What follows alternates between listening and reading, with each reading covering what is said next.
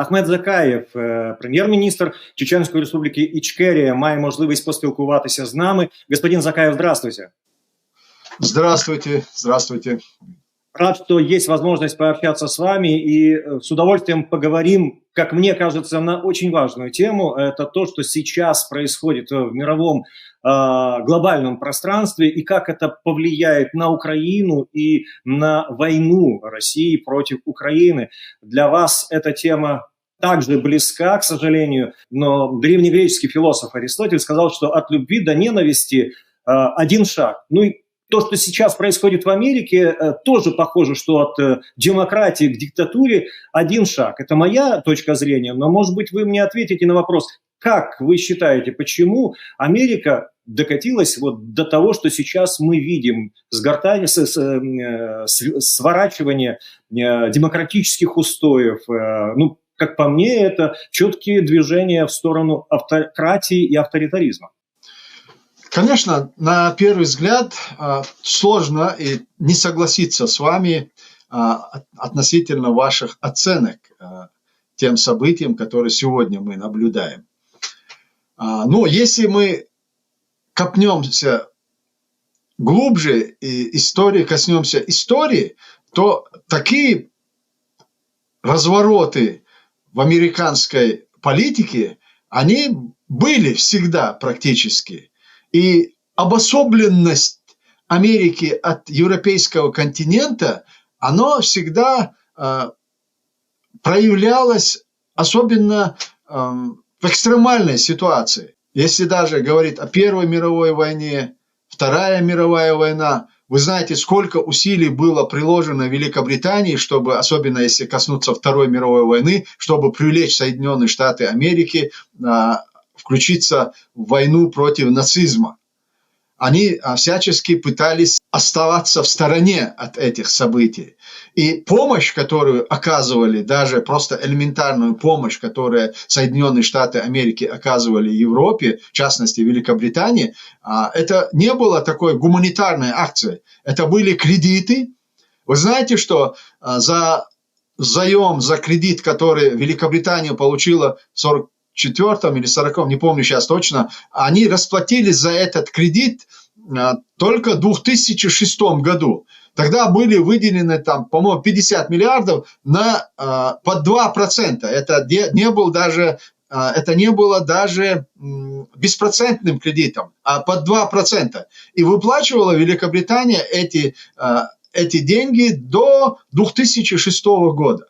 То есть, почему я говорю обо всем этом? Да, сегодня, когда те процессы, которые происходят в Европе, касаются ли они Украины? Мне кажется, наоборот, это из-за ситуации в Украине и сложилась вся эта ситуация в мире. Потому что вот агрессия России против Украины и уже последствия этой агрессии реально сегодня стало очевидным, что Россия представляет смертельную угрозу для всего цивилизованного мира. И то, что сегодня Украина оказалась на передовой, наверное, это и есть отчасти и спасение общей ситуации. Я уверен в том, что вот с таким же напором, если бы Россия начала бы войну против любой другой европейской страны, Россия давно уже одержала бы победу. Это единственная нация, единственная страна, единственное государство на европейском континенте, которое сумело противостоять вот этой жесточайшей агрессии со стороны России. И, конечно, те процессы, которые сегодня происходят в мире, они напрямую связаны именно с этой войной. И поэтому, да, это было ожидаемо. Мне кажется, да, потому что все, что происходило до 2022 года, говорило о том, что мир не готов противостоять России. Мир относился ко всем выходкам со стороны России и ее агрессивных преступных войн так, с попустительства, да, им прощалось все. И, конечно, Путин уверовал в то, что и решение ликвидация, не решение, а уничтожение украинского государства и ликвидация украинского этноса, что это тоже ему удастся, и что мир будет закрывать на это глаза. Но тут он немного просчитался именно благодаря Польше и другим странам, которые знали не просто там из исторических каких-то событий, а на себе испытывали весь ужас российского империализма и пережили это. Это Балтийские страны, это Финляндия и, конечно, Швеция, которая сразу же вместе с Финляндией, хотя они до этого времени держали нейтралитет, вступили в НАТО именно из-за угрозы со стороны России. Поэтому мир сегодня, конечно, пересмотрел свое отношение к этим событиям. Господин Закаев, вы вспоминали о долгах Британии перед Соединенными Штатами Америки. На самом деле этот долг был очень большим, и Британия, когда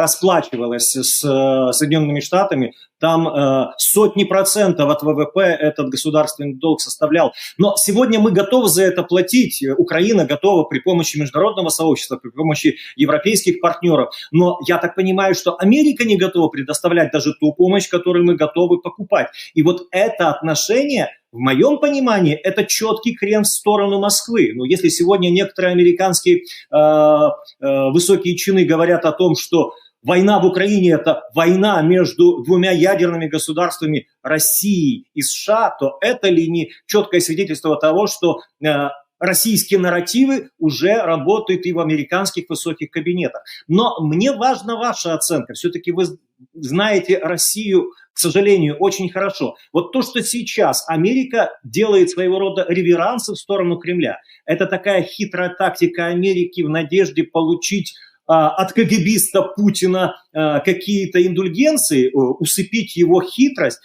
Вы думаете, что это возможно? Есть такая версия, что вот какой-то хитро-мудрый план Трампа с тем, чтобы обмануть, завлечь Путина во что-то, что ему невыгодно.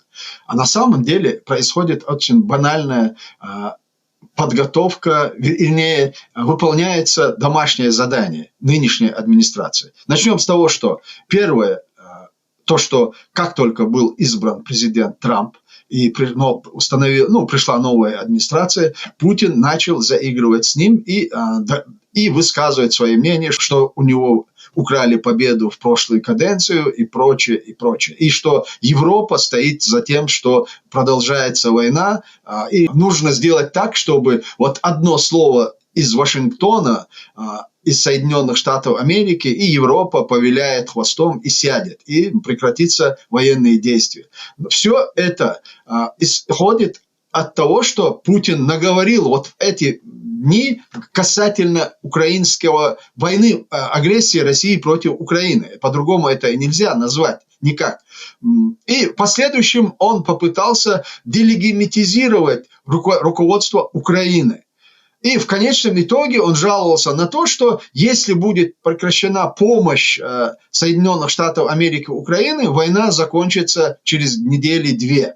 Вот все эти нарративы, которые озвучил персонально Путин, с администрацией Соединенных Штатов Америки, они выполнены. Окончательно это произошло вчера или позавчера, когда они официально объявили о прекращении военной помощи Украине. И вот все, что делает сегодня администрация Трампа, она работает всецело на Путина. Во-первых, изначально уже очень серьезные дивиденды российская сторона уже имеет до того, как они даже начали разговор о прекращении огня или о перемирии. То есть однозначно, единственная одна задача, которая еще не выполнена, задание, которое получено от Путина, от Кремля, сегодняшней администрации, это то, что президент Зеленский остается на своем посту. Хотя в последующем они будут разыгрывать карту под предлогом выборов в Украине, чтобы сменить существующий формат власти. А это не просто будет смена формата власти, это будет означать, что они уже разрушат Украину изнутри, когда начнутся политические дебаты между теми, кто будет стремиться к власти, вот тогда и начнется настоящая война против украинского государства и против украинского этноса. Я всегда говорил, война в Украине начнется тогда, когда Путин перестанет стрелять в Украину. Сегодня Украина – это единый монолит, они держатся, и поэтому они могут противостоять. Но как только наступит этап перемирия, так называемого перемирия, и методы открытой агрессивной войны перейдут в другие методы использования подрывной деятельности самой внутри Украины и задействуют пятую колонну, которая сегодня пока еще молчит в Украине. И вот тогда начнется реальное разрушение украинского государства. Вот к этому сегодня Путин стремится, и к этому он готовится. Он не отказался самое главное, он не отказался от тех озвученных им целей, когда он начинал эту агрессию. Денацификация и демилитаризация. То есть, и они сегодня открыто говорят, что они не остановят войну до тех пор, пока они не достигнут своих целей. А главная цель, даже не НАТО, как Путин пытается придать, но однозначно Соединенные Штаты Америки в лице сегодняшней администрации сразу заявили о том, что никогда Украина не вступит в НАТО. Это вот все заготовки, которые были изложены для разрешения или для начала так называемого мирного диалога между Россией и Соединенными Штатами Америки. Не даже между Украиной и Россией. Сегодня администрация Соединенных Штатов Америки, они начинают выстраивать заново отношения с Россией. Но это тщетно, потому что до этого это делалось всеми администрациями, начиная с Буша-младшего и кончая последним президентом до начала российской агрессии. Вот поэтому это, мне кажется, оно невыполнимо. И самое главное, это чтобы Украина сегодня сохраняла свое единство, чтобы противостоять. И я уверен в том, что Украина, несмотря на все эти сложности, она выдержит, она выстоит, и она будет свободной и демократической. Еще один момент, который я хочу. Я это говорил еще в начале войны, что Украина становится лидером свободного мира. И мы сегодня это наблюдаем.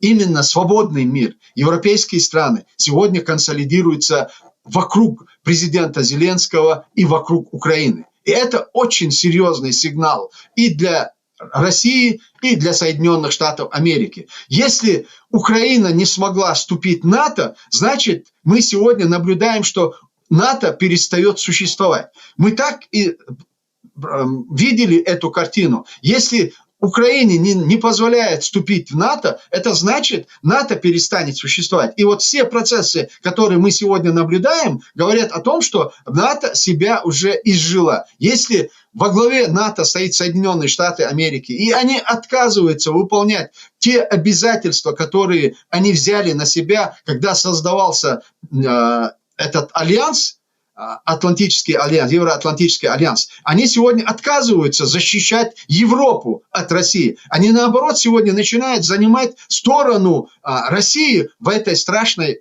войне и в этом конфликте. И сегодня мы наблюдаем, что европейцы на самом деле уже понимают, что им необходимо взять вопросы своей безопасности в собственные руки. Вот, а для того, чтобы взять в собственную руку судьбу и свою безопасность, Европе просто необходима Украина. Не поверженная войной России, а победившая, выстоявшая, отстоявшая вот свою независимость и суверенитет Украина. И это произойдет, я абсолютно в этом уверен. Мы с вами разговариваем в тот момент, когда в Европе собираются политики для проведения вот этого экстренного саммита, на котором мы ожидаем будет озвучен новый формат, по крайней мере, об этом многие говорят.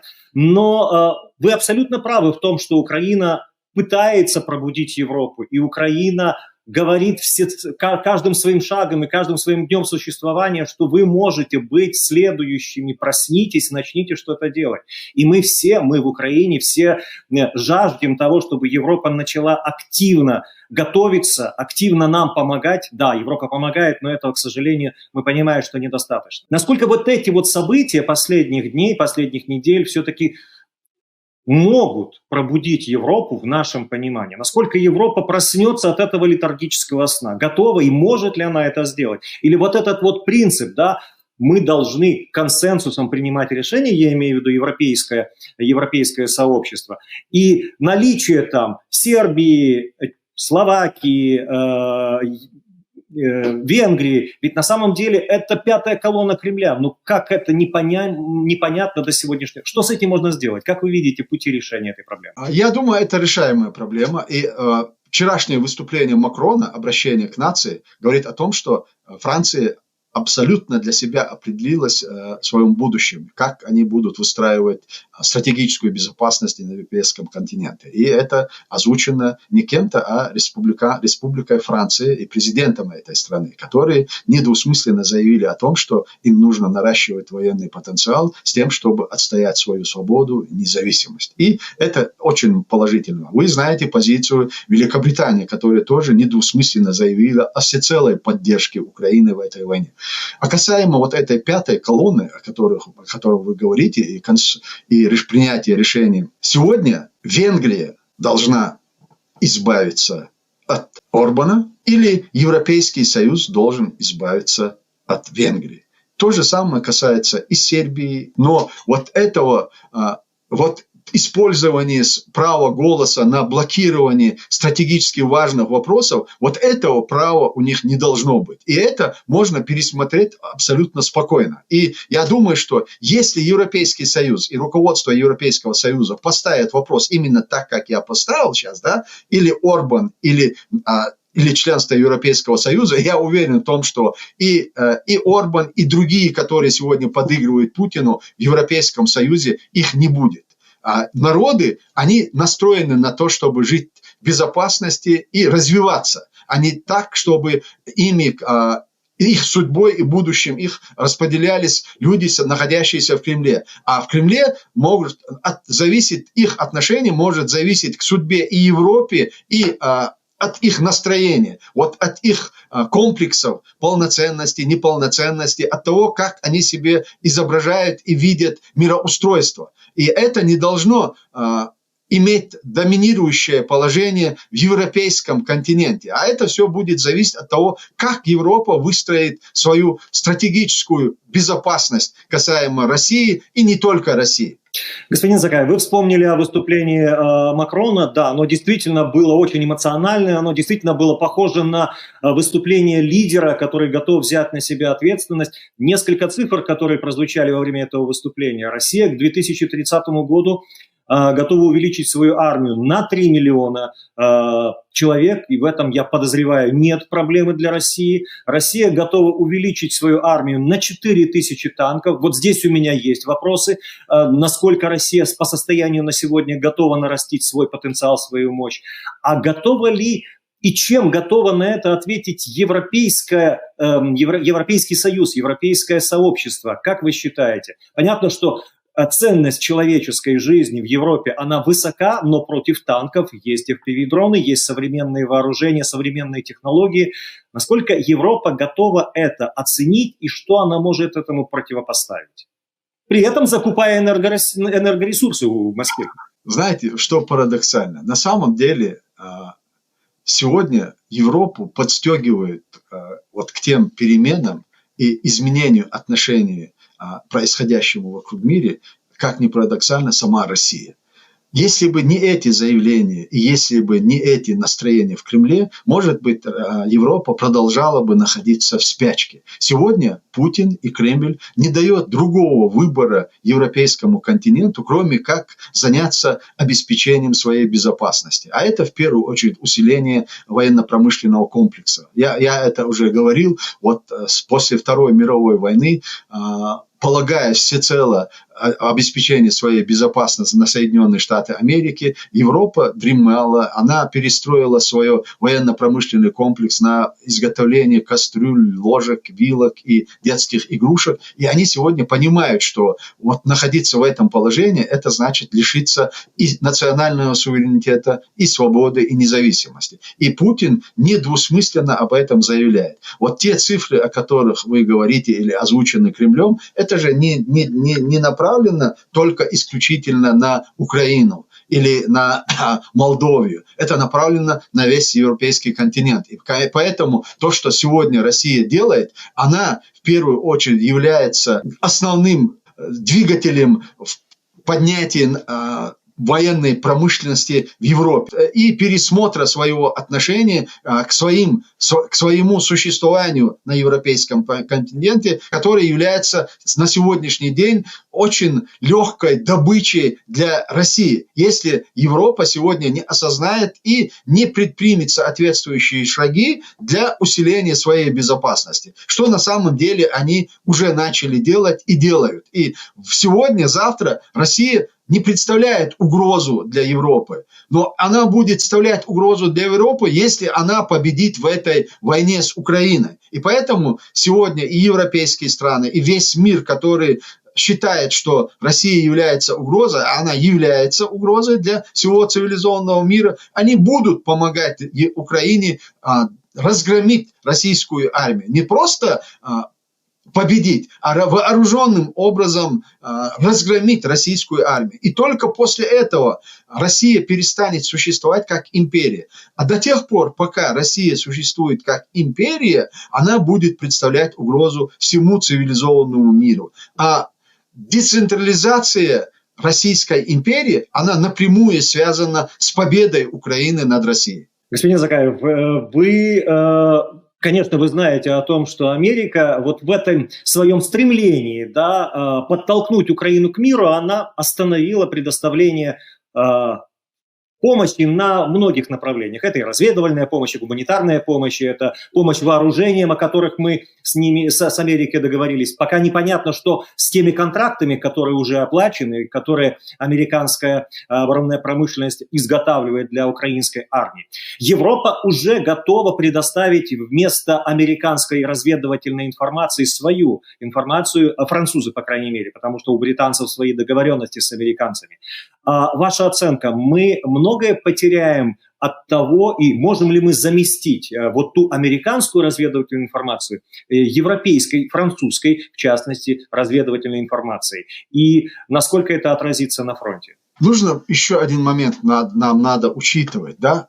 При всем том, что сегодня администрация Трампа дает сладкие пилюли или пряники Путину, но они крайне не заинтересованы в том, чтобы Путин безоговорочно стал триумфатором и победителем в этой войне. И поэтому я уверен в том, что вот приостановка военной помощи и особенно развединформации, это очень серьезно бьет по военным и по военной инфраструктуре Украины, потому что до сих пор все это было рассчитано и использовалось военными в Украине. И, конечно, лишение или приостановка, оно скажется, но это не катастрофа.